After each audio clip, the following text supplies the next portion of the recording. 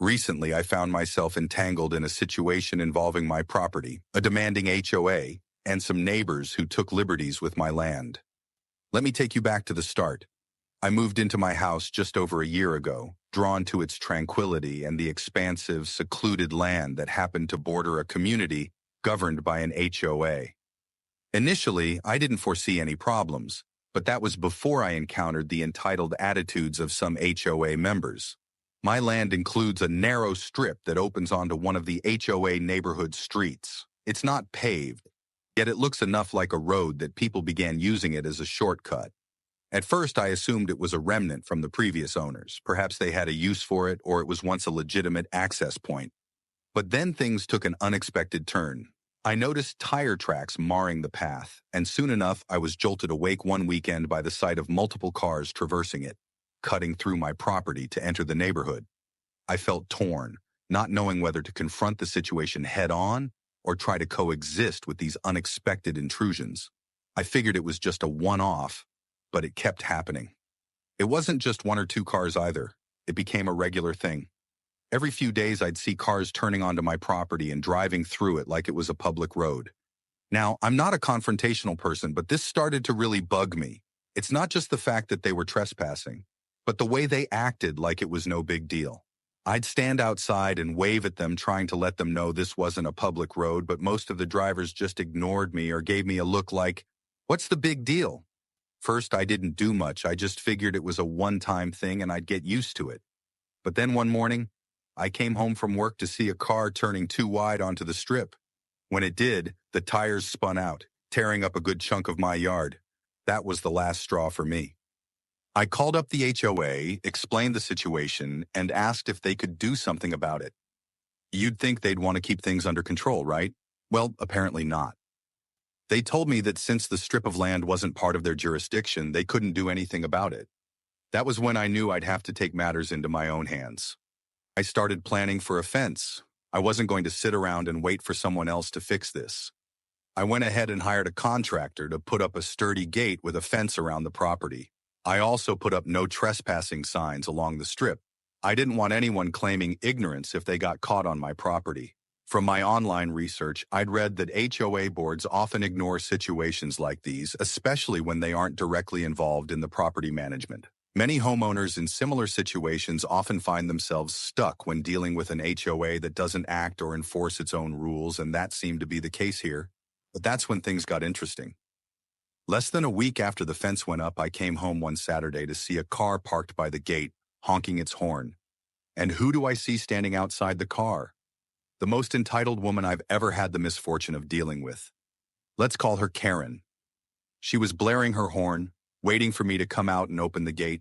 I could tell she was angry before she even said a word. As soon as I stepped outside, she got out of her car and marched right toward me. I had no idea who she was at first, but she didn't waste any time letting me know. She was clearly not happy with me taking control of the situation. Based on my research about HOAs and the entitlement some members feel, I wasn't too shocked to find out she was part of the HOA board. I'd heard plenty of stories about HOA members abusing their power, thinking they could enforce rules on private property that don't belong to them. It seemed like Karen might be one of those people who felt entitled to do whatever she wanted on land that wasn't even hers. She didn't waste any time. "Are you the one that put up this gate? You need to open it now. I'm already late," she said with a look of complete disdain on her face. I was taken aback at first, unsure of how to respond to someone so blatantly rude. But then I remembered what I had read about HOA disputes. People like Karen will often feel entitled to whatever they want because they're used to being in control. It's not uncommon for homeowners in HOA communities to experience problems with neighbors trying to take advantage of their property rights, especially when there's no clear enforcement of boundaries. At that moment, I realized I had to be firm with her, or else this would keep happening. So there I was, standing in front of this woman who clearly wasn't used to being told no. I wasn't going to back down. I calmly told her, "This is my property and I don't want anyone driving through it. You're trespassing." Of course, she didn't take that well. Her face turned red with anger as she shot back, "You can't block this road. I'm on the HOA board and we've been using this access point for years. You have no right to stop us. I'll have you know the HOA will hear about this and you'll regret it." I tried to remain calm. I'd done my research on HOA rules, and it was clear to me that even though Karen was part of the board, she had no right to tell me what to do with my property. I explained to her that the strip of land wasn't a public road, it was part of my property, and I had every right to restrict access. But Karen wasn't hearing any of it. She kept demanding that I open the gate, her voice rising with each word. "You'll regret this. You don't know who you're messing with," she said, taking out her phone and dialing something, likely to make her complaint known to the HOA. I wasn't sure what she thought she could accomplish with a phone call, but I wasn't about to entertain her tantrum. Then it happened. She actually called the police. It's not uncommon for HOA conflicts to escalate in bizarre ways. Some people feel that if they're on the HOA board, they're above the law or can somehow control the neighborhood's rules, even if it involves private property. That's exactly what Karen was trying to do, use her HOA position to intimidate me into letting her use my land for free. From my research, I knew that the HOA couldn't control anything outside its neighborhood, and that included my property. So when the police arrived, I was confident they'd back me up. The officer who approached me was polite but clearly confused about the situation. "We got a call about someone blocking a road," he said, looking at the gate I had put up. "Is this a public road?" "No, officer," I replied. "This is my property, and I put up the gate to stop people from using it as a shortcut. The person who called you, Karen, was trespassing on private property. She's trying to use it like a public road, but it's not." I showed him the property map I had obtained from the township to prove that the land was mine. I'd made sure the fence construction adhered to the property lines, and everything was legal. The officer looked at the map and nodded. "Okay, I see. That's clear. This is private property. I'll go speak to the other officer." I could hear Karen arguing with the other officer, but I wasn't too concerned. The officer came back to me looking calm. "I'm sorry, but she's been misinformed," he said. "This isn't a public road, and you're within your rights to block access." I'm going to explain that to her. It seems like she didn't understand the situation. As he walked away, Karen was still shouting about how the HOA would come after me. I couldn't help but roll my eyes. In HOA conflicts like these, people often overestimate their authority. HOAs can impose rules within their community, but they have no jurisdiction over private property outside the neighborhood, especially when it comes to matters like trespassing. I knew that from the many cases I'd read about. People in similar situations had won court battles or simply forced the HOA to back off by standing their ground. I couldn't help but feel a sense of relief as the officers spoke to Karen. It was clear that they were on my side. But then Karen took things to the next level. As the officers finished their conversation with her, she came storming up to me, practically seething with anger. "This isn't over," she hissed. "I'm going to make sure the HOA takes action. You're going to regret doing this. You can't just block access to a road that's been used for years." I wasn't intimidated. I calmly responded, "Go ahead, but just know this is my property, and I have every right to do this. If anyone tries to use it again, I'll call the police myself." The officers, now done with the situation, nodded in agreement with that. Karen reluctantly left, but not without a final dramatic glare. I couldn't help but feel a bit of satisfaction. The HOA's involvement was getting ridiculous, but I knew I'd done the right thing. Later that night, I checked the footage from my security cameras. Sure enough, I could see Karen's meltdown from earlier. Watching it back, I realized how absurd the whole thing had been. She acted like I was the one who was in the wrong, even though she was the one breaking the law. The next few days were eerily quiet. No more cars drove through my property, and Karen's threats didn't seem to be making much of an impact. I thought the situation had blown over. But of course, this is an HOA story, so things were about to take a turn. About a week after the confrontation, I received a letter from the HOA. I hadn't expected it, but at the same time I wasn't surprised. It seemed like Karen had finally gone over my head, probably to other board members, and now the HOA was getting involved. They wanted to schedule a meeting to discuss my actions, namely, the fence and gate that blocked what they had called a public access point. I sat down with the letter in my hands and laughed a little. There was no way the HOA had any legal grounds to force me to take the gate down. They could try to pressure me, but I had researched everything thoroughly and I wasn't about to back down. I made sure my property was in full compliance with the law and my rights were clear. The HOA couldn't touch that. The letter didn't make much sense anyway. The HOA was acknowledging that I owned the property, but they seemed to believe they had the right to control it just because people had been using the road for years. They even mentioned the community's needs and how I was interfering with what they considered a long-standing shortcut. That was laughable. The HOA didn't own the land, and no amount of past usage made it a public road. I prepared for the meeting, though, just in case. I gathered all the evidence I'd collected, including the property lines, a map from the township, photos of the area, and camera footage of Karen's initial outburst. I wasn't taking any chances. When the day of the meeting came, I drove over to the HOA office. The room was filled with board members who looked at me as if I were the villain in some neighborhood drama. I immediately spotted Karen sitting at the head of the table, her arms crossed in a self-righteous posture. She looked smug, as if she already knew she had the upper hand. But I was ready. The meeting started with the board president introducing the issue. He briefly described how my fence was blocking access to the public road and how several neighbors had voiced concerns. Karen quickly added, "This is affecting all of us. That shortcut is the most convenient way to get into our neighborhood, and now we're stuck using the main road, which adds several extra minutes to our commute. I've been a member of this board for years, and we've never had any issues with this access point until now." I let her speak, but I knew she was just trying to create a sense of urgency and make it seem like I was causing widespread chaos. I raised my hand to speak, and the president nodded for me to proceed. "I understand your concerns, but the truth is, this isn't a public road," I said, standing firm. "I've done my homework. This strip of land is private property, and I have every right to block off access to it. It's not a shortcut. It's my land, and I don't want anyone using it without my permission. If any of you had done your homework, you'd know that the HOA has no jurisdiction outside of its own boundaries." There was a moment of silence in the room. Karen was visibly upset, but I could see that a few of the board members were starting to rethink their stance. They had no legal leg to stand on. Still, Karen wasn't going to give up that easily. She shot back, "This is absurd. Just because you have a piece of paper saying you own the land doesn't mean you can just mess with everyone's lives. We've been using that shortcut for years. You're causing unnecessary trouble." At this point, the other board members began to murmur among themselves. One asked, "Are we sure this is even within our jurisdiction?"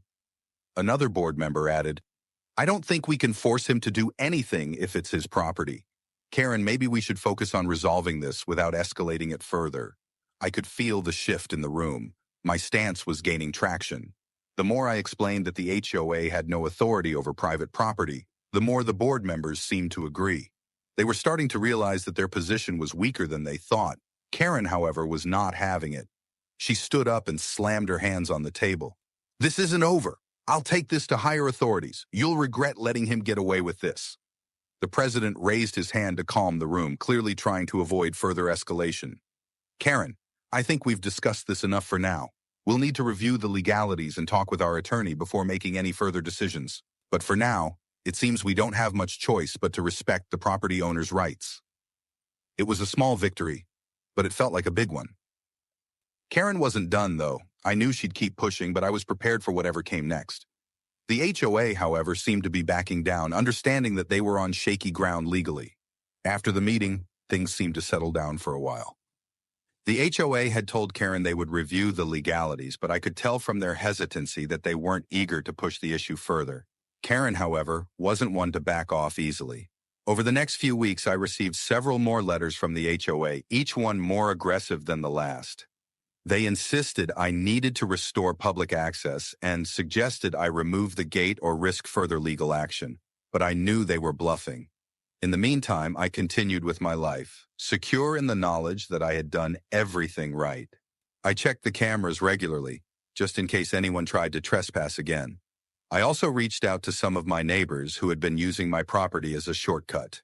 Surprisingly, some of them apologized and promised they would never use the road again. Others seemed indifferent, but at least I knew I wasn't entirely alone in this. Then one day, while I was out running errands, I received a call from my lawyer. Apparently, Karen had contacted a lawyer of her own and was planning to take me to court. She claimed that the HOA had authorized the road as a public access point and that I had violated some sort of community easement by blocking it. My lawyer quickly assured me that there was no such easement in place and that the HOA had no legal standing in the matter. It was nothing but an attempt to bully me into removing the gate. Still, Karen's persistence was getting under my skin. I knew that the legal battle could drag on, and I wasn't prepared to waste my time and money on it, so I decided to take one more step to ensure I was fully protected. I reached out to a local news station that specialized in property rights and HOA issues, hoping to shed some light on what was really happening here. I sent them a brief outline of the situation, along with photos of my property, the fence, and the letter from the HOA. To my surprise, they responded quickly and wanted to do an interview.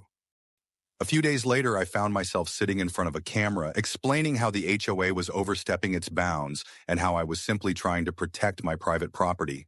The news team was supportive, and I made sure to mention how I had gone through all the proper legal channels to make sure my actions were legitimate.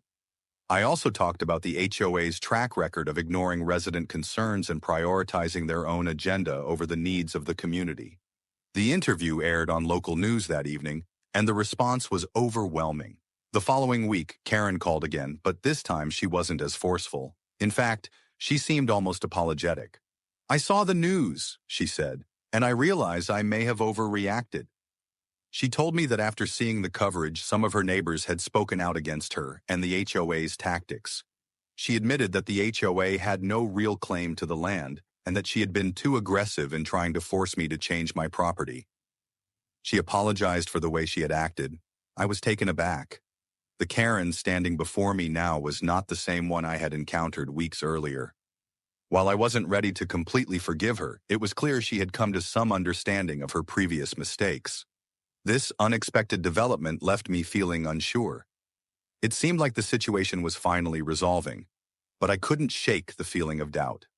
Shortly after the news interview, I received a formal letter from the HOA. They apologized for their involvement, stating they would no longer pursue any action against me. However, I couldn't help but wonder if this was truly the end. They issued a reminder to the residents about respecting private property and avoiding trespassing, and mentioned Karen had been advised to step down from the board. Yet, the vagueness of it all left me uneasy. Was this really a victory, or just a temporary reprieve? I had stood my ground, retreated when necessary, and in the process, had my rights acknowledged. The road was still blocked, the gate still up, and my property appeared safe from intruders, but I couldn't fully relax. As months passed, the HOA shifted its focus to other matters. Karen was thankfully absent, and I was left in relative peace. Yet, the whole experience lingered in my mind, a strange mix of relief and apprehension.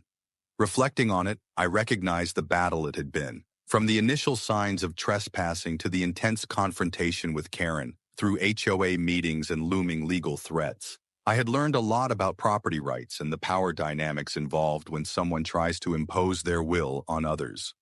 Still, doubts lingered. Occasionally, neighbors would ask about the fence, and while most accepted the situation, I couldn't help but feel a twinge of uncertainty. The HOA hadn't bothered me since that last letter, and for the first time in a long while, I could almost say I felt at peace with my property.